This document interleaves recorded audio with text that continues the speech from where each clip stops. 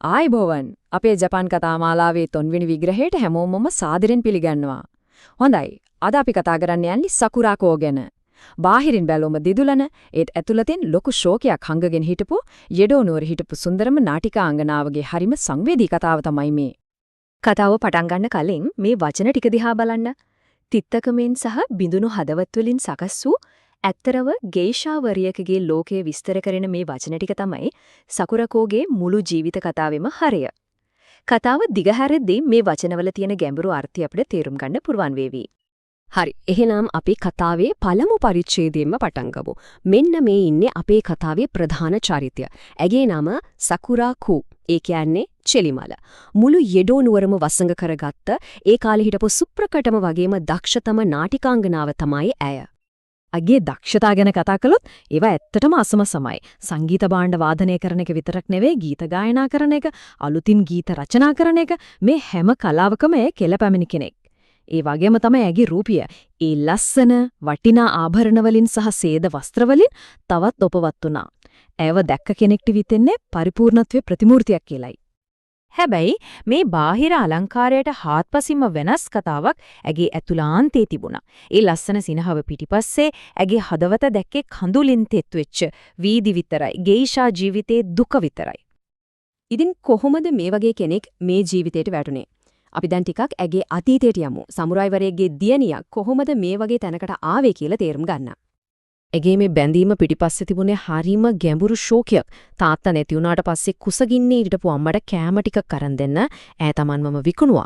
ඇව මිලදී ගත්තේ මුදල් වලට කිව්වේ නමිදා නෝ කැනේ කියලා. ඒ කියන්නේ කඳුළු වල මුදල්. බලන්නේ නම් මේ තියෙන වේදනාව. හොඳයි. මේ තමයි ඇගේ ජීවිතේ ඊළඟ පරිච්ඡේදය. ඇයව තමන්ගේ කරගන්න උත්සාහ කරපු මිනිස්සු 3 දෙනෙක් ගැන තමයි මේ කතාව. මෙන්න මේ තමයි පළවෙනි පෙම්වතාගේ ඉල්ලීම. ඔහු හරිම පොහොසත් බලවත් කෙනෙක්. ඉතින් ඔහු හිතුවේ තමන්ගේ සල්ලි වලින් ඇයව ලේසියෙම මිලදී ගන්න පුළුවන් වෙයි කියලා.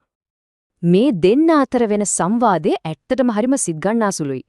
ඔහු ඇයට මේ ලෝකෙ තියෙන හැම භෞතික සැප සම්පතක්ම දෙන්න පොරොන්දු වෙනවා. ඒත් ඇය එක ප්‍රශ්නයයි අහන්නේ. ශාරීරියයි ආත්මයයි දෙකමද? මේ ප්‍රශ්නයෙන් ඇය ඔහුගේ මුදලට ගැති ආදරය ප්‍රතික්ෂේප කරලා තමන්ගේ ආත්මාභිමානය රැක ගන්නවා. දෙවෙනි පෙම්වතා නම් ටිකක් වයසක කපටි කෙනෙක්. ඔහු හිතුවේ මරණය තුලින් ඇයව Taman සතු කරගන්න. ඔහු සැලසුම් කළේ ඇගේ පානයට වස්ස දාලා දෙන්නත් එක්කම එකට සියදිවි නසා ගන්න.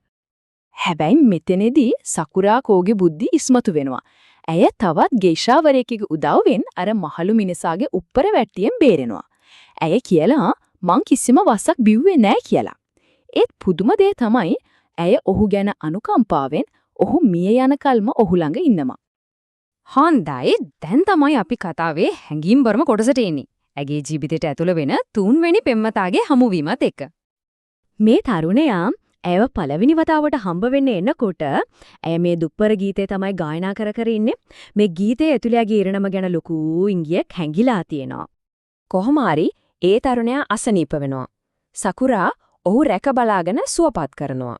ඊට පස්සේ සඳවල් 3ක් පුරා, ඒ කියන්නේ මාස 3ක් ඔවුන් දෙන්න ජීවිතේ කවදාවත් නොවිඳපු සැබෑ ආදරයක්, සැබෑ සතුටක්වත් විඳිනවා.